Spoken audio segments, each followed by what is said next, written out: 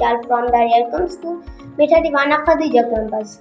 Today I want to tell you about microscope. Do you know about microscope? Yes, I know. A microscope is an instrument to see small things.